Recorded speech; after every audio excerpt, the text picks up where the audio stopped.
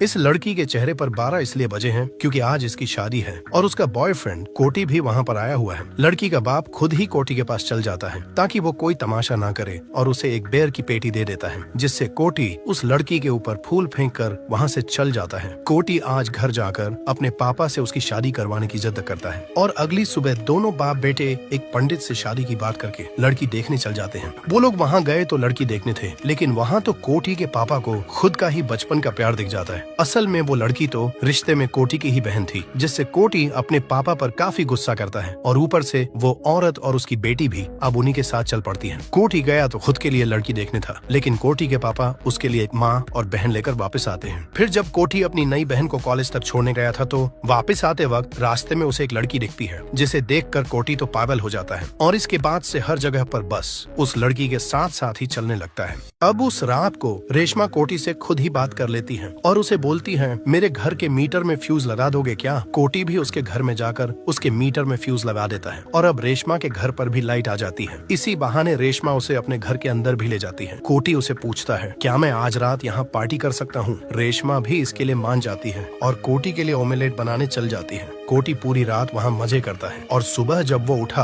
तो रेशमा खुद के कॉलेज के लिए तैयार हो रही थी, जो कोटी को बोलती है, थोड़ी देर आराम कर लो, घर में ताला लगाकर आराम से यहाँ से जाना, शाम को मिलेंगे। जिसके बाद जब कोटी वहाँ से जाने लगा तो बाहर उसे उसका दोस्त भी मिल जाता है और वो वहाँ से उसके साथ उसकी साइकिल पर चल जाता है। तभी रास्ते में एक गाड़ी वाले ने लगभग उन्हें ठोक ही दिया था, जिससे कोटी और उसका दोस्त काफी गुस्सा हो जाते हैं। लेकिन जब उन्होंने गाड़ी चलाने वाले को देखा तो वो तो उन्हीं का दोस्त निकला, जिसने आज ही सेकंड हैंड कार खरीदी है। कोटी उसे गाड़ी से उतारकर खुद ड्राइविंग सीट पर बैठकर पूरे गांव में अपने दोस्तों के साथ घूमने लगता है। तभी उनके सामने पुलिस वालों की गाड़ी रुकती है, जो कोटी के गाड़ी वाले दोस्त को तो वहां से भेज देते हैं, लेकिन कोटी और उसके दूसरे दोस्त को वहीं पर रोक देते हैं। दरअसल कोटी के गांव में आजकल चोरों ने लोगों का जीना हराम करके रखा है। आए दिन वो चोर किसी की भी जान ले लेते हैं और वो पुलिस वाले कोटी और उसके दोस्त से उसी के बारे में पूछ रहे थे और उन्हें खुद के साथ ही अपनी गाड़ी में दांव ले जाते हैं। गाँव के सभी लोग पुलिस की गाड़ी देखकर परेशान थे। वो पुलिस वाला कोटी को अपना नंबर देकर जाता है कि उन चोरों के बारे में कुछ भी पता चले तो मुझे तुरंत कॉल करना। ये सब सामने से रेशमा भी देख रही थी, जिससे वो नाराज होकर वहाँ से चली गई। रात को कोटी रेशमा के घर पर जाता है, लेकिन वहाँ तो कोई नहीं था। उसने घर के पास देखा तो रेशमा बाथरूम से बाहर निकलती है। कोटी रेशमा को दिन वाली बात के लिए मस्का मारने लगता है और रेशमा भी आसानी से ठीक हो जाती है,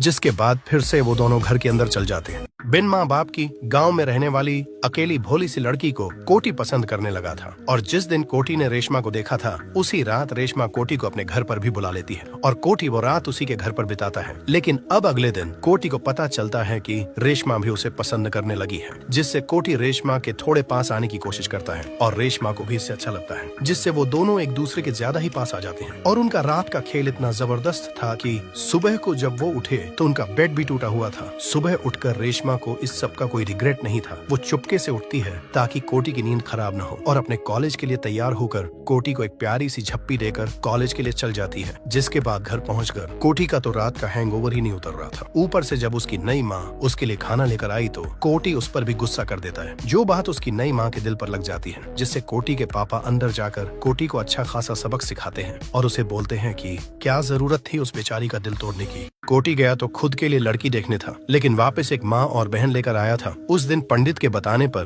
कोटी शादी के लिए अपने पापा के साथ उस लड़की को देखने जाता है, लेकिन जब वो वहाँ पहुँचे तो वो लड़की कोई और नहीं बल्कि कोटी की ही बहन थी। उस लड़की की माँ कभी कोटी के पापा के साथ रहा करती थी, जिससे वो शादी तो कैंसिल होनी ही थी। ऊपर से वो माँ बेटी भी उनके साथ अब कोटी के घर पर आ रहे थे और अब वो उन्हीं के साथ रहने लगे थे। कोटी के पापा और वो औरत तो आपस में प्यार करते थे, लेकिन कोटी उसे अपनी माँ मानने को तैयार नहीं था और उसे वो बिल्कुल भी पसंद नहीं थी। ऊपर से उसकी नई बहन की बातें भी भाई बहन वाली नहीं बल्कि पति पत्नी वाली थी। फिर जिस रात कोटी रेशमा के घर पर गया हुआ था, उसकी अगली सुबह घर पहुंचकर कोटी का रात का हैंगओवर ही नहीं उतर रहा था। और जब उसकी नई माँ अब जब कोटी अपनी नई माँ को बहुत कुछ भला बुरा बोल देता है तो ये बात उसकी नई माँ के दिल पर लग जाती है और जब ये सब कोटी के पापा को पता चला तो वो कोटी को अच्छा सबक सिखाते हैं और उसे बोलते हैं, तू प्यार पाने के लायक ही नहीं है। तेरी माँ तेरे बचपन में ही तुझे पैदा करके इस दुनिया से चल गई और अब कोई और तुझे माँ का प्यार दे रहा है तो तुझसे वो भी हजम नहीं हो रहा। अपने बाप की इन बातों को कोटी अंदर से महसूस करता है और बाहर अपनी माँ के पास जाकर उनसे उस सब के लिए माफी मांगता है। और उन्हें बोलता है, मुझे कभी माँ का प्यार मिला ही नहीं है, मुझे पता ही नहीं है कि माँ का प्यार क्या होता है, मुझे माफ कर दो माँ। कोटी उसे गले लगाते हुए अपने साथ अपने पापा के पास भी ले जाता है। कोटी के मुंह से माँ सुनकर उसकी नई माँ खुश हो जाती है और इसके बाद कोटी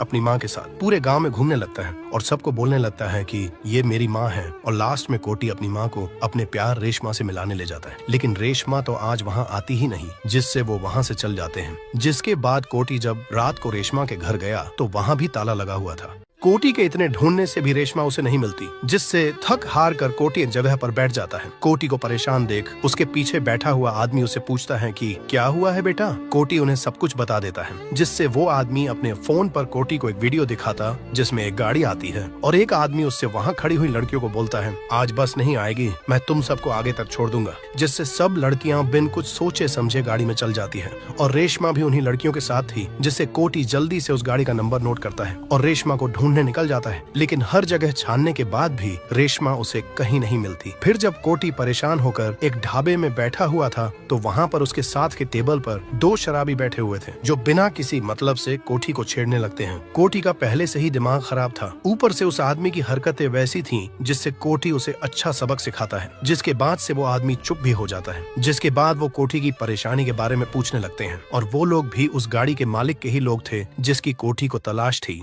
जो आदमी कोटी को बिना मतलब से छेड़ रहे थे उनको जब कोटी ने सबक सिखाया तो उसके बाद कोटी को उनके साथ बैठकर पता चलता है कि वो आदमी उसी गाड़ी वाले के लिए काम करते हैं जिसकी कोटी को कब से तलाश थी। जिससे कोटी जल्दी से उन दोनों से उस आदमी का पता लेकर उस आदमी के वेयर हाउस पर पहुंच जाता है और उस आदमी ने उसी जगह पर रेशमा के साथ साथ कई लड़कियों को पकड़ कर रखा हुआ था। कोटी वहाँ पर उन सब लोगों को बहुत बुरी तरह से सबक सिखाता है और सब लड़कियों को उनके परेशान घर वालों तक पहुँचाता है और खुद रेशमा के पीछे चल जाता है। बेचारी रेशमा ने कोटी को इतने टाइम से बहुत याद किया था और आज फिर से वो दोनों एक दूसरे के पास आ जाते हैं और अगली सुबह फिर से बेड टूटा हुआ था। रेशमा कोटी को बहुत प्यार करने लगी थी, वो दोनों एक साथ बहुत ज्यादा खुश रहते थे। फिर जब कोटी अपने घर पर जाता है तो वहाँ उसकी बहन को देखने लड़के वाले आए हुए थे, लेकिन उस लड़के की बातें और उसके तेवर कुछ बहुत ही ज्यादा ऊंचे ऊंचे थे, जिससे कोटी उसे अकेले में बात करने के लिए अपने साथ चलने को बोलता है और थोड़ी साइड में पहुंचकर कोटी उस लड़के की सारी अकड़ उतार देता है।